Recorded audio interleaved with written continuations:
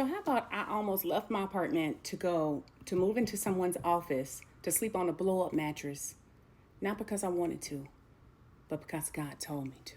I changed my address. I got storage. I hired the movers. They were scheduled to pick up in a couple of days. I packed up majority of my home, and then God came through and wrecked shop. Unpack these dishes with me while I tell you how God unpacked something in me. When I tell you I had every confirmation from God, every one of them, there was no denying God was telling me to leave. He was very clear about it. I was willing to sacrifice anything, my comfort, my routine, whatever God wanted me to do, I was going to do it. A friend of mine and I started praying. And when I tell you about 15 seconds into that prayer, I heard the Lord say, "This is your Isaac." When I tell you, I was like, wait a minute, stop. I just heard the Lord say, "This is your Isaac." And so I started breaking everything down, and I'm like, oh my gosh, that makes so much sense. Because let me tell you, while it was happening, right, when he told me it's time to go, I questioned it. I was just like, well, Lord, are you sure? Can we work this out? Is there anything we can do?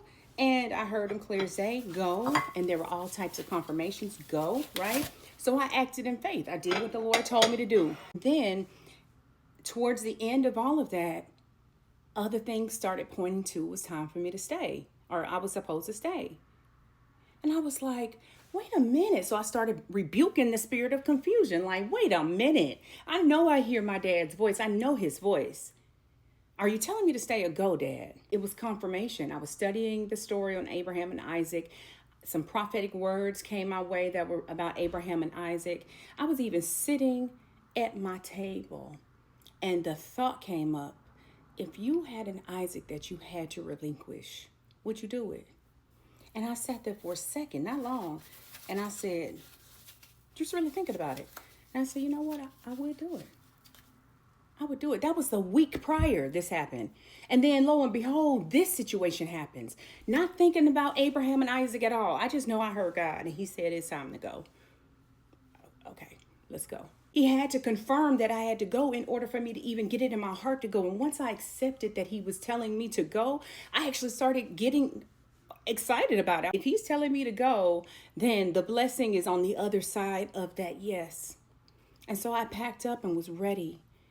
And as soon as my heart, this is the word, as soon as my heart was good, as soon as my heart was submitted, as soon as my heart was fully surrendered, fully trusted in God, as soon as my knife was up, ready to go down into my Isaac, God said no. And when I called that night, the moving company, they answered the phone and the guy said, "Hi, you've reached Isaac." When I tell you, I cracked up so hard. I could not stop laughing. I had to apologize to that young man and tell him, look, I'm so sorry. I love your name. You have a great name, a beautiful name. You don't even know what God just did through you. This young man's name was Isaac, and the Lord was telling me, and he confirmed with signs following that this was my Isaac. And so I started studying the word again. Ooh, and this is why the word is so alive. Because you read it and every time you'll read something different, right? I'm studying it again and he is reminding me that, of course, Isaac means joyful. It means laughter. Sarah laughed, right? And I was cracking up. I could not stop laughing and I was so overjoyed. This is how he does his children. Y'all know this. This is how he operates with us.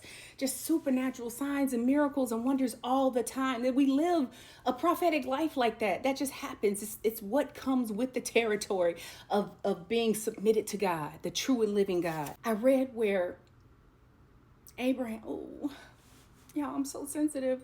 I read where Abraham named the place Jehovah Jireh, which means the Lord will provide.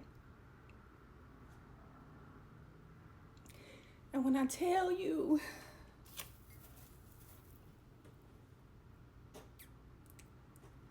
that was an answered prayer.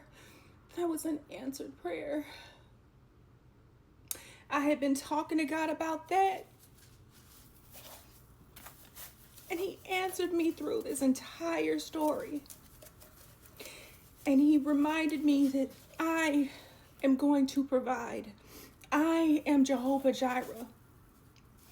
Through all of that, he just took me to tell me that he is my provider.